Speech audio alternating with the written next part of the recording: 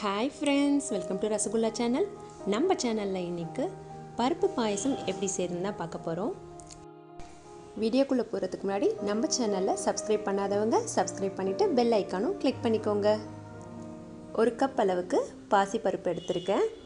அதை ஃபர்ஸ்ட் நல்லா ரோஸ்ட் பண்ணிக்கலாம். ட்ரை ரோஸ்ட் பண்ணிட்டு சிம்லயே வெச்சுக்கோங்க. சிம்ல வச்சு ட்ரை ரோஸ்ட் பண்ணனும். நல்லா பாசி பயிரோட ஸ்மெல் வந்த அப்புறமா ஆஃப் பண்ணிடலாம்.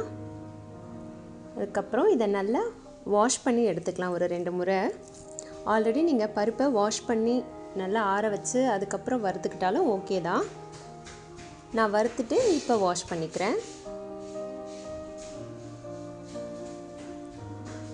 கொஞ்சம் பேர் முன்னாடியே வந்து நல்லா வாஷ் பண்ணிட்டு நல்லா வெட் கிளாத்ல போட்டு ஆற வச்சு வச்சிருப்பீங்க.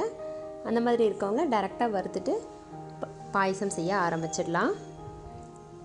நெக்ஸ்ட் இந்த பருப்போட 2 கப் அளவுக்கு தண்ணி சேர்த்துட்டு ஒரு 85 ல இருந்து 90% அளவுக்கு குக் பண்ணா போதும். ஃபுல்லா ரொம்ப குழையிற அளவுக்கு குக் பண்ண வேணாம். அப்போ பாயசம் சாப்பிடும்போது வந்து நமக்கு ஒரு மாதிரி குழகுழன்னு இருக்கும். கொஞ்சம் லைட்டா பருப்பு வாய்க்கு வந்தா நல்லா டேஸ்டா இருக்கும். ஒரு விசில் தான் போட்டுருக்கேன். நெக்ஸ்ட் வேற ஒரு panல 1 கப் அளவுக்கு தண்ணி சேர்த்துக்கிறேன். இதோட 1.5 கப் அளவுக்கு வெல்லம் சேர்த்துக்கலாம். 1 கப் பருப்புக்கு 1.5 கப் வெல்லம் சேர்த்தீங்கன்னா கரெக்டா இருக்கும். பாயசம்ன்றதுனால நம்ம கொஞ்சம் தண்ணி கரெக்டா இவ்வளவுதான் அவ்வளவுதான் அளவு கிடையாது. கொஞ்சம் நம்ம தண்ணியாவே வெச்சுக்கலாம். பருப்பு பாயசம்னும்போது உங்களுக்கு இன்னும் கொஞ்சம் ஆறுன அப்புறமா திக்காவே கிடைக்கும். அதனால கொஞ்சம் தண்ணியா வைக்கிறதுனால ஒண்ணும் பிரச்சனை இல்லை. வெல்லம் நல்லா மெல்ட் ஆனதும் இந்த மாதிரி வடிகட்டி எடுத்துக்கலாம். டஸ்ட்லாம் இல்லாம. பருப்பும் நல்லா வெந்திருச்சு. நெக்ஸ்ட் இத ஒரு பாத்திரத்துல சேர்த்துக்கிறேன் பருப்பு. இதோட நம்ம ஆல்ரெடி வெல்லம் கரைச்சு வச்சிருக்கோம் இல்லையா, அதையும் சேர்த்துடலாம்.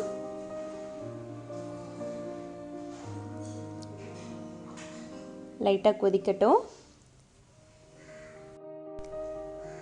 பருப்பும் இந்த வெல்லத்தோட தண்ணியும் நல்லா சேர்ந்து வரணும். நெக்ஸ்ட் ஒரு கடாயில 2 ல இருந்து 3 டேபிள்ஸ்பூன் அளவுக்கு நெய் சேர்த்துக்கலாம். உங்க தேவைக்கு ஏத்த மாதிரி சேர்த்துக்கோங்க. இதோட தேவையான அளவு முந்திரி பருப்பு, கொப்பரை தேங்காயை சின்னதா கட் பண்ணி வச்சிருக்கேன், அதையும் சேர்த்துக்கலாம். இதோட உலர்ந்த திராட்சையும் சேர்த்துட்டு நல்லா பொன்னிறம் ஆவற அளவுக்கு நல்லா வறுத்து எடுத்துக்கலாம். கொஞ்சம் மீடியம் ஃப்ளேம்லயே வச்சு வறுத்துக்கோங்க, இல்லனா சீக்கிரமா கருகிடும்.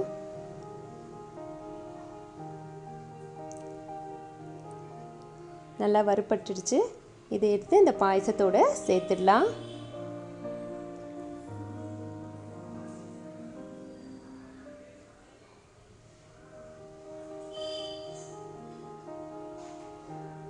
இந்த நட்ஸ் எல்லாமே வந்து உங்க அளவுக்கு ஏத்த மாதிரி தான். நீங்க இதோட பிஸ்தா, பாதாம் எது வேணாலும் கூட சேர்த்துக்கலாம். பாயசத்தோட டேஸ்ட் இன்னும் பூஸ்ட் பண்ணி தரதுக்காக கொஞ்சமா சேமியா சேர்த்துக்கிறேன். 1/4 கப் அளவு சேமியா சேர்த்துட்டு ஏலக்காய் லைட்டா தட்டிட்டு சேர்த்துக்கலாம். ஏலக்காய் பொடி இருந்தாலும் சேர்த்துக்கோங்க. சேமியா ரொம்ப வேகணும்னு அவசியம் இல்லை, அதனால தான் கடைசியில சேர்த்துருக்கேன். நீங்க ரொம்ப சீக்கிரமாவே சேர்த்துட்டீங்கன்னா ரொம்ப குழஞ்சிட்டு திக்காயிடும். வாய்க்கு நம்ம சாப்பிடும் போது லைட்டா ஒரு வாயிலும் சேமியா வரும்போது ரொம்பவே நல்லா இருக்கும். உங்களுக்கு பிடிக்காதுன்னா சேமியாவையும் ஸ்கிப் பண்ணிடலாம். ஆனா இந்த மாதிரி ஒரு முறை சமைச்சு பாருங்க. சூப்பரான சேமியா பருப்பு பாயசம் தயார். உங்க வீட்ல நீங்க மறக்காம இதை ட்ரை பண்ணி பார்த்துட்டு எப்படி இருந்துச்சுன்னு உங்களோட ஃபீட்பேக்கை எனக்கு கமெண்ட் செக்ஷன்ல சொல்லுங்க. Thank you friends.